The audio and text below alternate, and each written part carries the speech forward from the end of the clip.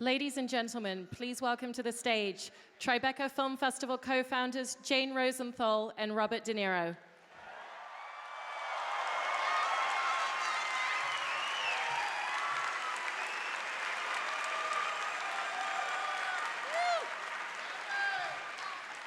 "40 years.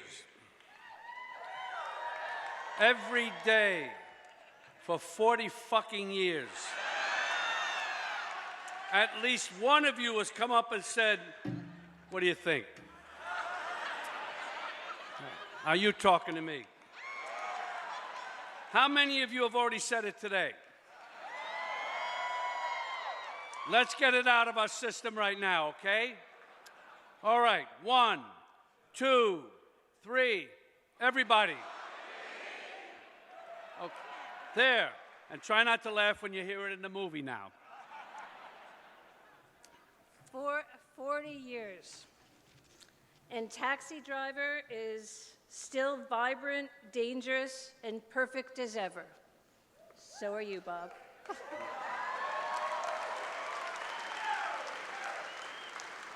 Marty Scorsese and Taxi Driver was my personal reason for wanting to go into film. And here we are at the Tribeca Film Festival in this beautiful theater, seeing this classic, quintessential New York film. Marty Scorsese, Paul Schrader, Jodie Foster, Harvey Keitel, Sybil Shepherd, and thanks to Sony for this meticulous restoration and to Infor for sponsoring tonight.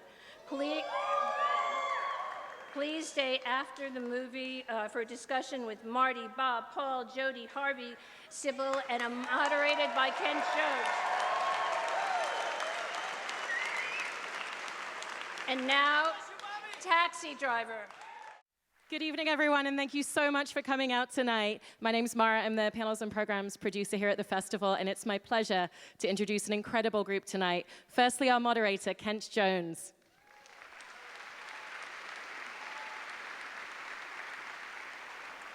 Director Martin Scorsese.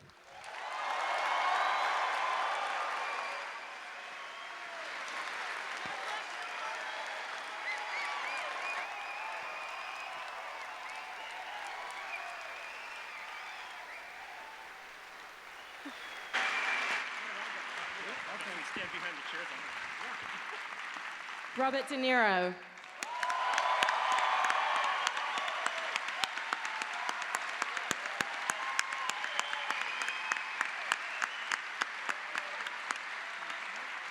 Jodie Foster.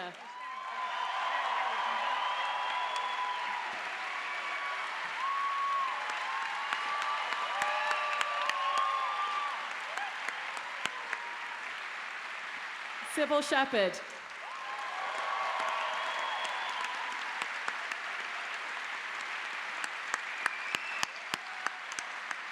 Paul Schrader.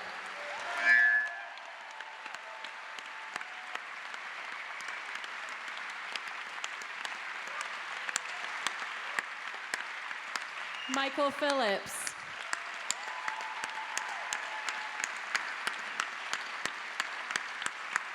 And Harvey Keitel.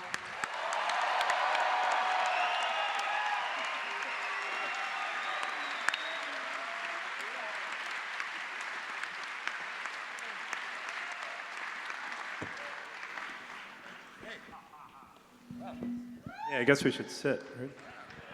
Let's do it. Yeah. All right.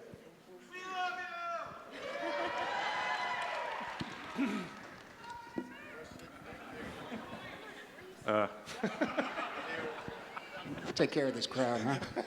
Order we were placed. Well, So, what's that? Yeah, we could do an audience participation evening if you want to. Yeah. The first time I ever saw this movie was on my first date with my high school girlfriend. I was 15.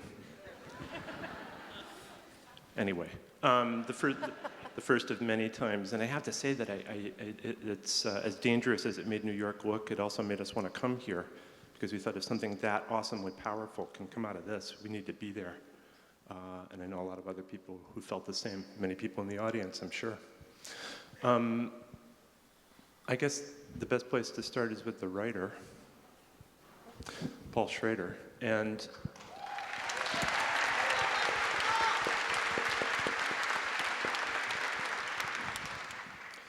now, Paul, I just want to correct, there's an impression that the script is based on Arthur Bremer's diaries. Not true, right? The man who shot George Wallace. I knew about Bremer. The diaries hadn't been published yet.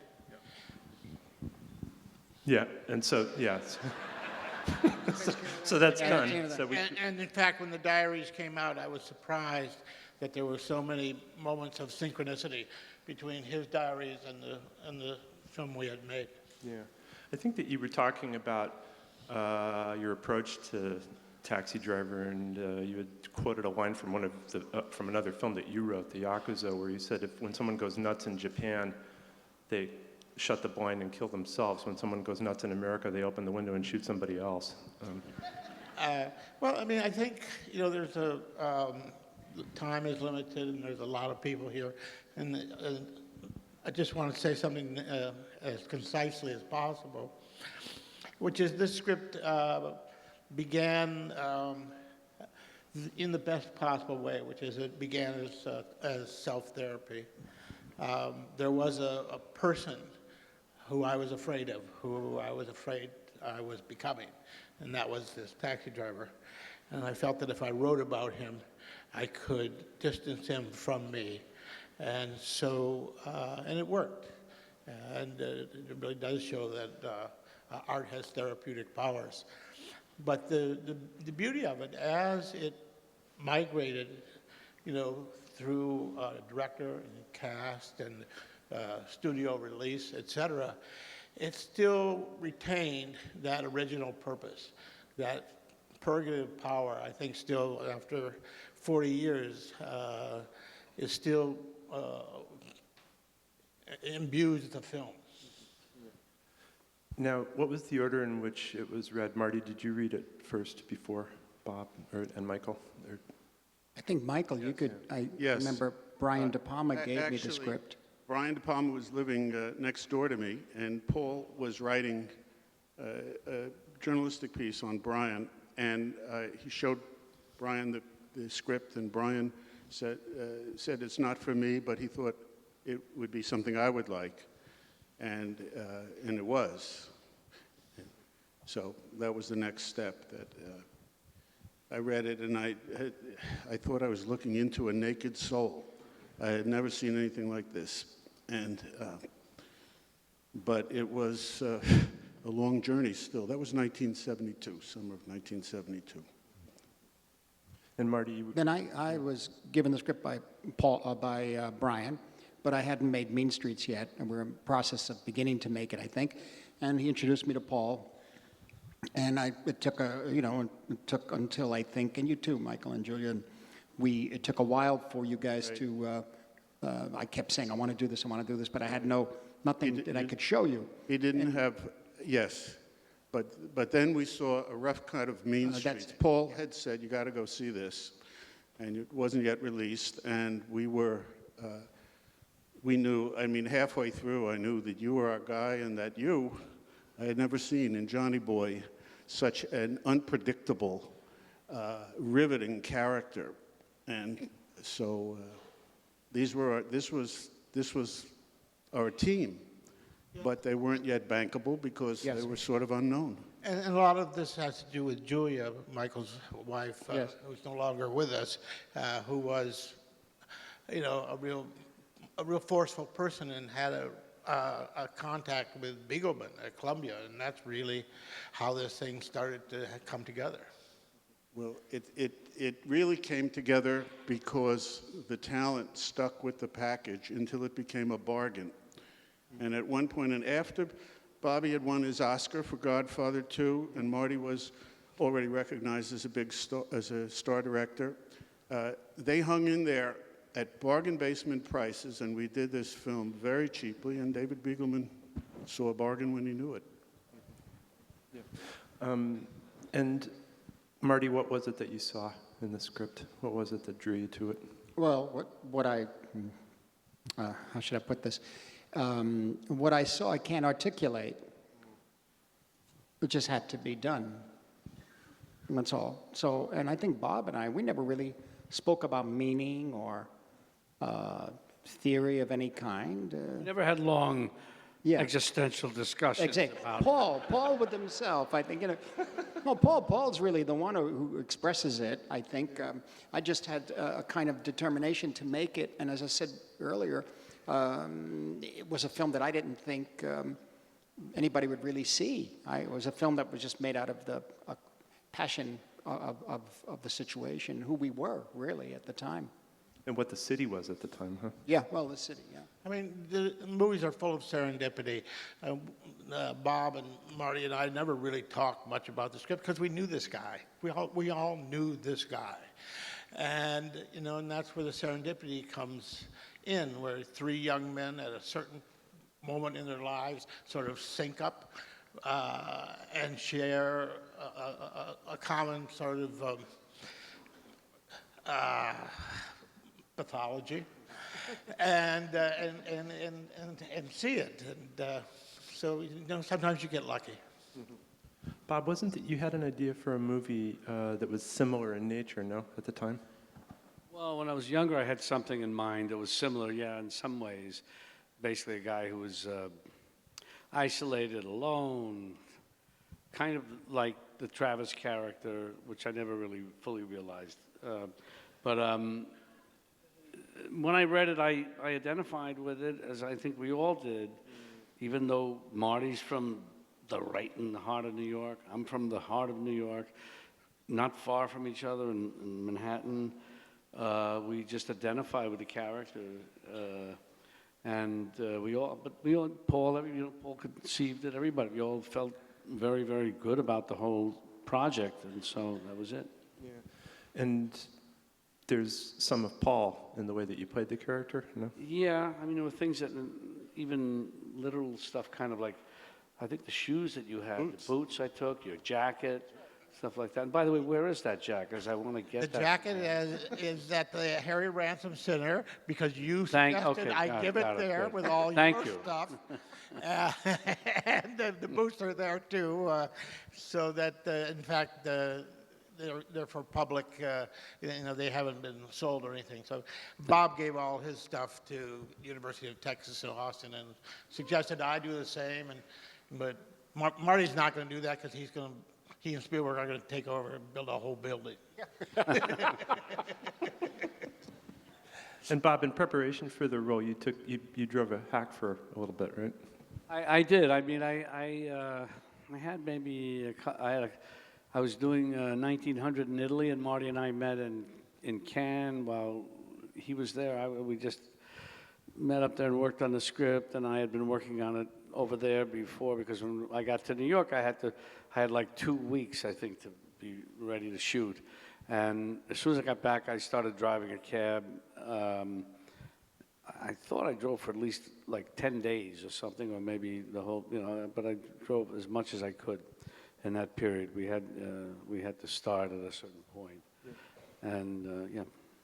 And is it true that somebody got into your cab and said, aren't you the guy that won the Oscar? Marty said, I don't know, I don't remember. Okay. Yeah, you told me that it was a guy got in the car and he noticed that it was your name on the driver's license, and you said, my God, you just won an Oscar. Is it that hard to get a job as an actor? Yeah. I said, yeah. I'm still on the unemployment line. Jodie, you were really surprised to get the script offered to you, right? Yeah, I'd just done Alice Doesn't Live Here Anymore with Marty, so we knew each other. I'd seen Mean Street 1,000 times, and was a big fan of the cinema of the day, really, the 70s movies. And my mom took me to the movie theaters and took me to see European films. And you know, I think she wanted for me in some ways to have a meaningful career and to have a part like this. And I just sort of showed up, you know. Yeah, but you were afraid that your friends were going to make fun of you. Is that true? Just the hot pants. That was Right. That wasn't good. The hot pants and the dumb hat and the sunglasses. And the first day that I believe it was Ruth Morley, yeah, the costume designer. The first day I cried. And then I was just mortified the first day of shooting. And you had to do a 4-hour interview with a psychiatrist, or? Well, the Board of Education didn't want to give me a work permit. Every time a young actor has to do a movie, they have to get a work permit, and then they said no, I couldn't have one, and we hired a lawyer, and they decided to determine whether I was psychologically sane enough to play the part, and I guess I passed. Congratulations. Thank you. Sybil, I had read something very interesting that you had said about, I mean, you were in, 3 amazing movies, kind of almost back to back. Last Picture Show, Heartbreak Kid, and Taxi Driver. And with Heartbreak Kid, you had said you had learned.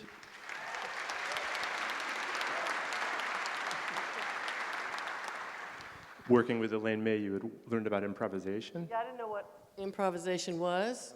She said, okay, let's improvise. I went, what's that? But I did learn. I wanted to mention David Beagleman, Yeah. who did me a great favor, who said, you can't do Taxi Driver and this other film. And I said, no problem, Taxi Driver. Good decision. Did the improv come in handy when you were working on this? Well, yes, absolutely. That's how we found the lines. It was Mr. De Niro and I. We improvised, and I think, Marty, you had a 16-millimeter black and white camera? Video. Yeah, video. Video. And then you Yeah. wrote the lines based on our Yeah, improvisation? and then we based some of the scenes. Yes, exactly. Yeah. It was at St. Regis. Yeah, nice hotel. Yeah. Dali was still living there. No. Salvador Dali. Yes, he would sit in the lobby. His mustache. Whoa, watch out. Yeah, it's amazing. You didn't want to give him a bit part in the movie? No, it was kind of... Different kind of New York. Yeah. And also with Sybil, Marty and I had been talking about who this character is, and I said, well, she's like Sybil Shepherd, and he said, yeah, but there's no way, she would do this. And then I heard from Sue Mingers. Yeah, Sue. And she said, I hear you're looking for a Sybil-like actress. I said, yeah, we are. And she said, well, what about Sybil? I said, well, I said, she would never do this. And Sue says, well, ask her. So I relayed that to Marty. Well, this was definitely a very important film for me, and I would have given my right arm to do it. And I'm so honored to be here tonight with so much talent on stage and have this great opportunity for this great film to be honored. And I just want to thank you. Thank you.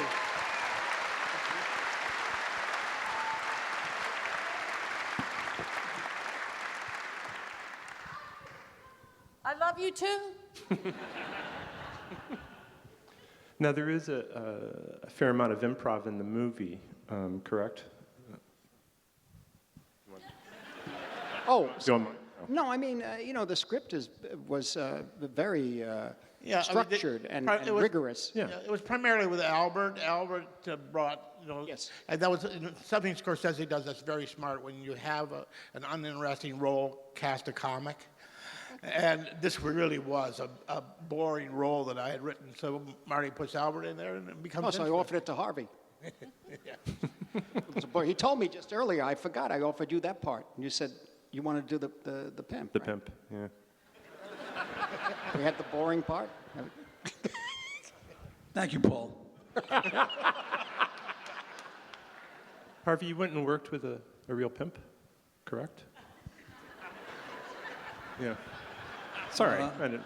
Has the statute of limitations apply here? Yeah, I hope so. Well, I'd just like to say how I met Marty, and then I'm going to pass the mic. Marty was casting a student film at NYU. Perhaps it was the first 35-millimeter film Yes. ever made in the country.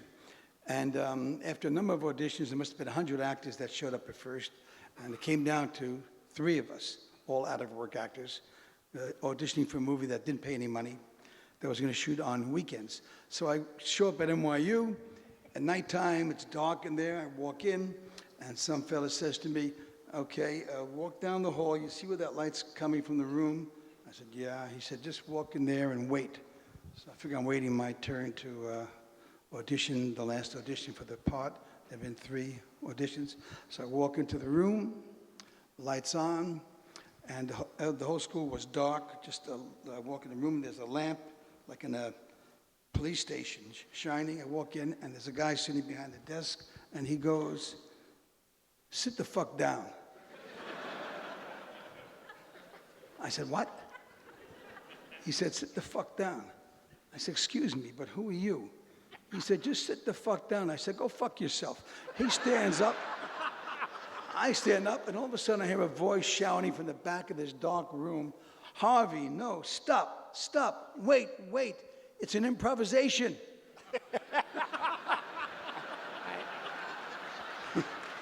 I said, "Marty, excuse me, but it'd be a good idea when you're doing an improvisation to let your actors know."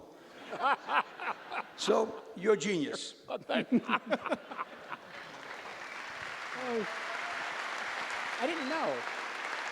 What the hell? The Tell pimp? the pimp story. You don't want to tell the pimp story? Come on.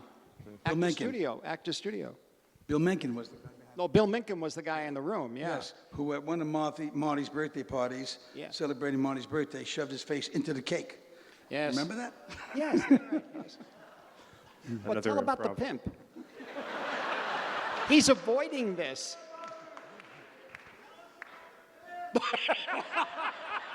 Read Caesar's will. Oh, ye gods! There's nothing to say much about. There's a lot to say, but well, I'll tell you. Just one funny thing about it is that I was looking to meet a pimp because I didn't know what to do about being a pimp. Not that I wasn't a lowlife myself, but so I was doing a Broadway show at the time, and a lot of the girls would hang out near 10th Avenue, 9th Avenue, and I went over to one of the girls one night, and my name was on the marquee and all that, so I went up to her, and I said, "Excuse me, but I'm Harvey Keitel, and there's my name on the poster there, and I'm doing a movie," and I began to explain to her about playing the pimp in Taxi Driver, and I said, "I'm looking for someone to help me to understand what it's like to be a pimp." And I'm talking, and I'm talking, and I'm talking, and she doesn't say a word. I said, "Could you help me out?" She looks at me and goes, "No one's going to talk to you." So I sulked away like this, and then I met a pimp. I mean, someone who said he was a former pimp. I don't know what that means, and we improvised for a couple of weeks together, me and this fellow, and he taught me what it was like to play the role of a pimp, and I'd play the girl, and he taught me what the pimp would do, and then I'd play the pimp, and he'd be the guy, and we had a good business together.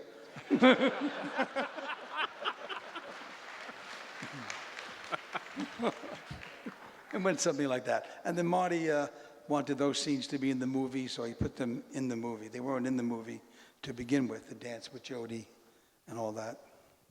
So, okay, I've talked enough.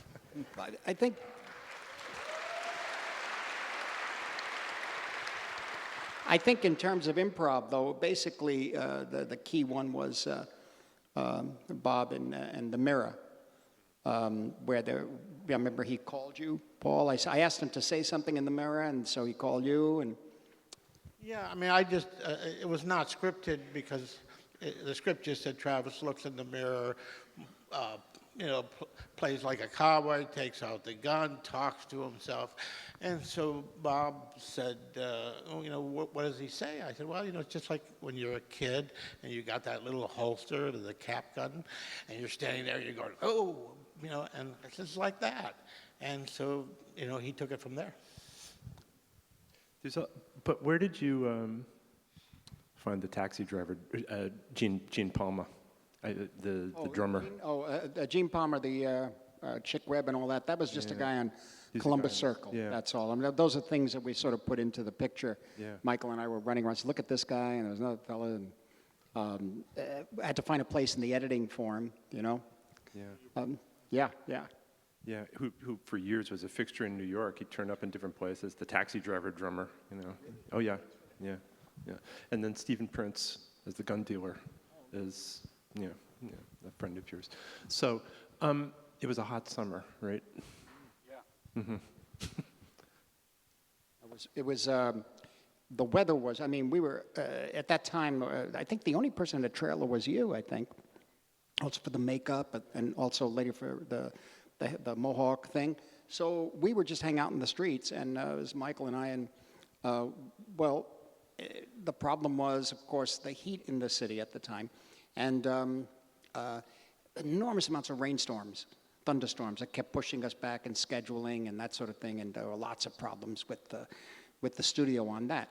But the city was wonderful at the time, I thought. Everybody told me it was dying and it was a terrible city, and that's what I grew up in. I grew up downtown on Elizabeth Street.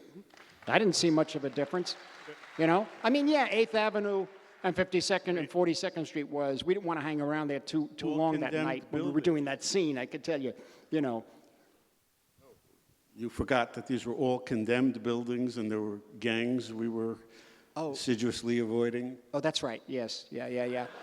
No, but seriously, it's part of being in the city at night in the summer where you could feel it in the film, Michael Chapman's photography. You can get a sense of, you could taste the humidity, and you could taste a sense of sometimes kind of anger and violence that was emanating from the streets themselves. It was crazy. The rainstorms were really bad, though. Finally we just started shooting in them because it couldn't match anything. Remember in the scene with the apple pie and the luncheonette, and I didn't want to shoot against the wall. I wanted to shoot out the window with Bob and Sybil because you had all of Columbus Circle out there, and you had all this going on, but nothing matched when it stopped raining and rained. And so we had a big confrontation about that with the studio, but we finally pulled through on that because I felt that the city was so much of a character, and we sort of had to really fight our tooth and nail to get that, I remember. Yeah, don't really believe him. Scorsese has never cared about whether things matched. That's true.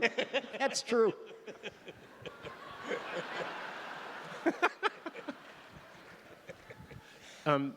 Marty, technically, can you just talk about how you got the overhead shot at the end? You put a hole in the ceiling, right? Well, we were in this condemned building, right? On 88th and Columbus. But that was down on 13th, right? Well, the exterior was down on 13th, and the hallway was in the 89th Street, Columbus. And Jodie's room was on Columbus Avenue, on 88th Street, I believe, right? 89th. And the building was somehow, if it was condemned, we're still in it. We were shooting a movie in there. I don't know what happened, but the next thing we started, I remember, Michael, because it was in the script that it was an overhead tracking. And I said, well, they said, how do you want to get it? I said, well, I guess we have to cut through the ceiling, which is what they did. And it took about 3 months, remember? And then when it came time to shoot it, the teacher, or what is it, like the child labor law person? Oh, did they cause you trouble? Well, they said you only have 20 minutes. Right. So sorry. And so we were talking to your mother. We were trying everything. No, please, no, please. I mean, 20 minutes we did. It's been like a year building up to it. But they said, no. I said, please. She went, just an extra shot, you know. But we got it, I think, in 2 takes. Yeah. Sometimes that's all it takes. That's all it takes, yeah. It was so funny. And you were kind of freaked out about the blood? Freaked out? Fake Oh, blood? no. It was fantastic. You loved it? I mean, I remember Okay. Dick Smith there with all those big, wonderful gallons of Caro syrup, you know, with things floating around in them. And all the guys would teach me what they were doing. And watching Bobby put on his headpiece, you know, the prosthetic mohawk. It was fascinating. And you know, people have always asked, and I'm sure has asked all of us, how frightening that scene was and how frightening it was to shoot. But honestly, it was kind of fun. I don't know. A lark. Bob, the Mohawk it's a special forces thing, right? You got... That was a thing that, Marty, speaking about that whole shootout at the end, it's funny when you do those kind of terrible, gruesome scenes, everybody kind of jokes. And I guess it made me think of people who are in those type of situations for real, probably have no choice but to joke about it. And that's kind of what we were doing, as I remember, in that, you know, in that setting, because it's just so gruesome that you make jokes about it. Even though it wasn't real, it was real enough for us, and in any case. But the Mohawk was something that Marty and we were with a friend of his who was in special forces at that time, who would do halo, I guess, diving, into Cambodia or Laos or wherever. And he showed us a picture of he and his outfit, and they had, a couple of guys had Mohawks, or at least one or two of them did, as I remember. Yes. And we said, that's great, let's use that, let's try and do it. So then it was just how we could do it, because I was about to do The Last Tycoon after that, and my hair was all bushy and everything. So I remember Marty and I had to kind of resolve it, and we met at Gallagher's Steakhouse. I don't know if you remember that, Marty, Yeah. on 52nd Street. We had a talk about how we're going to do this, and we decided to get Dick Smith to do a test, and Dick did a test, and it worked. Yeah. Yeah. We were very concerned about. I remember I was in the other room, and I had fallen asleep while he was working on your the headpiece, whatever it is, with the mohawk, and I just dozed off for a moment, and then I felt a tap on my shoulder, and I opened my eyes, and you were there with this thing, and it was terrifying. It was like, whoa, does it work? I said, really scary, yeah. I want to just talk a little bit about Bernard Herrmann and his incredible score.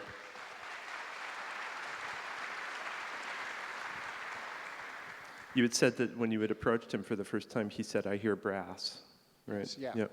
Yeah, I met him through Brian De Palma again, who was on. He was doing his score for the film Obsession, Which Paul also wrote. Yeah, yeah. And so I got his phone number. I was in Amsterdam. I remember giving him a call in London, and I said, I'd like you to take a look at this script. It's a film called Taxi Driver. And he said, I don't do films about cabbies. I said, no. I just, okay, meet me in London. So we met, and he read the script, and he liked the fact that the character used peach brandy on the cereal. So that's interesting. It's interesting. So Michael, you made a deal, right? He was impossible to wrangle. He quit. He kept quitting the film. Yeah. He arrived at the airport. He had been in self-exile in England for a decade, came back and went straight to the return counter to buy a ticket and had brought back. And then on the recording stage, there was a gooseneck lamp that he kept hitting with his baton, but he blamed the lamp and he quit and he threw his baton into the orchestra. But Bernie died. We recorded for 2 days, and he died at the end of the second day that evening. Yeah. And I remember the first time you had to change one of his cues on the dubbing stage. You were a little scared. Yeah. We were all scared of Bernie. That's the truth. Yeah, but I spent some time with him in London. We talk about the scores he did for Wells and Hitchcock, and even the Sinbad films. I mean, and so we became friendly with him. But he did tell me that he saw it all, he heard it all in brass, very strong. And the way I envisioned the film, and I had drawn all the pictures, as you remember, because we were under so much pressure, I had to draw everything, was I imagined it to Van Morrison T.B. Sheets, a kind of bluesy, creeping through the streets at night kind of thing. Well, I was very surprised when I first heard this thing about Bernie Herrmann, because Marty was a needle drop addict. And all of Main Streets had all been needle drops. And I figured, well, that's what we'll do on Taxi Driver, we'll do all these needle drops. And then one day he says, what do you think of Bernard Herrmann? And I was sort of flabbergasted. It was an inspiration. Well, the thing about it, Paul, was that this term needle drops, I guess, is something about a music being heard, because that's how I grew up, with all the music around me from different places, different windows, and whether it was opera or jazz or swing or rock and roll. And so that's the way I saw everything, and in Mean Streets, and even in Alice Doesn't Live Here Anymore. But when Travis doesn't listen to anything, he doesn't listen to any music. And I said, well, then the only person who could do something that could express what he's suffering is Bernard Herrmann. And you told me a story that you wanted the Jackson Browne in there. There were two cues we were talking about. One was Jackson Browne, and the other was Barry White. And Bernard Herrmann says, the only person who does music in a Bernard Herrmann film is Bernard Herrmann. And you won the battle over Jackson Browne, but the Barry White, we ended up Harvey doing Bernard Herrmann's Barry White. Oh, that's right. Bernard Herrmann did that music. And you wrote the lyrics, is it? Keith, yeah. Wow. Oh, and Keith Addis, too. Yeah. Wow. I didn't remember, yes. No, the Jackson Browne, yeah, the Late for the Sky, yeah. And that's an interesting story about the last moment at the end of the movie with the sting. Yeah, when Travis looks in the mirror in the cab and he looks back, he thinks he sees something. I said, I was there with Bernard Herrmann and the orchestra, and I said, I just need some kind of a sound there. And he said, you mean a sting? A sting? And I said, yeah, I guess that's what I mean. And so he said, okay. And he got the xylophone player, and they hit the xylophone a number of times. And he played it back. And I said, it's still, I mean, that's right. I said, but it needs something special. He said, play it backwards. And walked out. And that's the last time it was the last time I saw him. Yeah. So you guys had serious doubts about whether people were going to want to go see this movie, right? I mean, you knew that you wanted to make the movie, but... Well, as I said, for me, I was almost like, and for Bob too, he's working with Kazan, he's working with Bertolucci, he's working, Francis Coppola. So, like, this was just something we had to do, and then we move on with our lives. And, that was the idea. And Paul was starting to direct soon. You were doing Blue Collar with Harvey. You were about to do that, And Richard Pryor, Hardcore, all these pictures. So everybody said, yeah, okay, let's get this done, for God's sakes. Come on, we got to do it. And I couldn't believe it. I was saying earlier that you called me the day it opened. You said, take a look at the line around the corner at Cinema One, or I mean the Coronet Theater. Yeah. Yeah, well, it was one of those things. I had been up late the night before. It was those times. And I had overslept, and I was at the Sherry, and so I couldn't get a cab. I ran all the way across town to the Baronet, and I got there, and there was a huge line outside of the theaters, the one theater, first show, and I thought, oh my God, there's been something's gone wrong, and they've closed the theater. And I went up to the woman. I said, what happened? What happened? And she said, well, they're about ready to start the movie. I said, well, why are all these people out here? She said, they're for the next show. And I walked up into the theater. That was the very first screening in New York. And the cab pulls out of the steam, and it says taxi driver, and the audience applaud. The film had never been projected before. It was some kind of New York kind of groundswell that just, was there. Incredible. I had no idea. It was amazing. Yeah. No, none. And you had an interesting experience in Cannes with the film, right? At Cannes, Jodie was there, Paul, Michael, Julia, I think. Was she? No, she wasn't there. Bob and me, and I don't know, Harv, you weren't there, were you? Yeah, he was. At Cannes for this? You were there? Yeah. Well, do you remember? The only guy in a brown suit. Oh, okay. That's all right. It's coming back. I didn't have a tuxedo. That's right. But the jury was Costa Gavras and Sergio Leone And Tennessee Williams was the president. Well, Tennessee Williams was the president of the jury.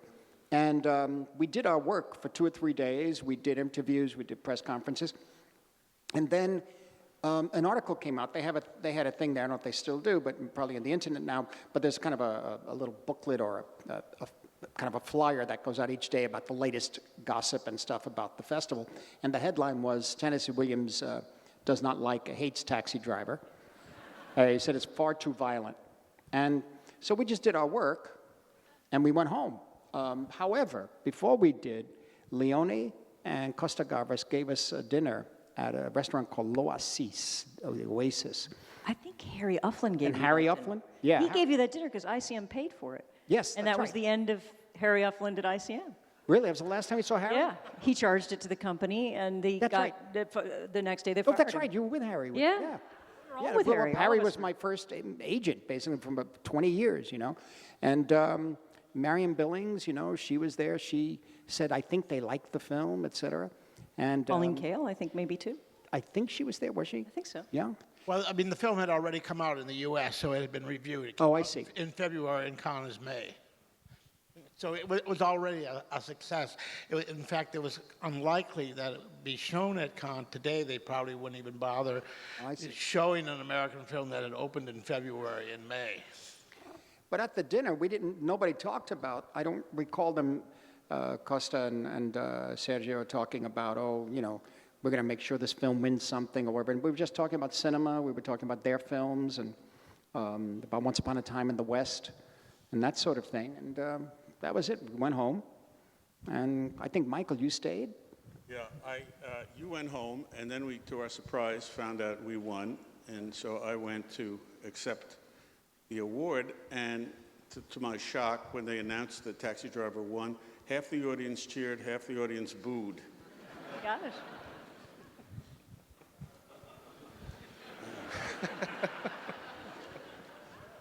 Well, okay, but the movie gets the last laugh Yeah. because you know that's why we're all here tonight, and I want to thank you all for coming. Thanks, Thank you. everybody. Thank you. Thank you.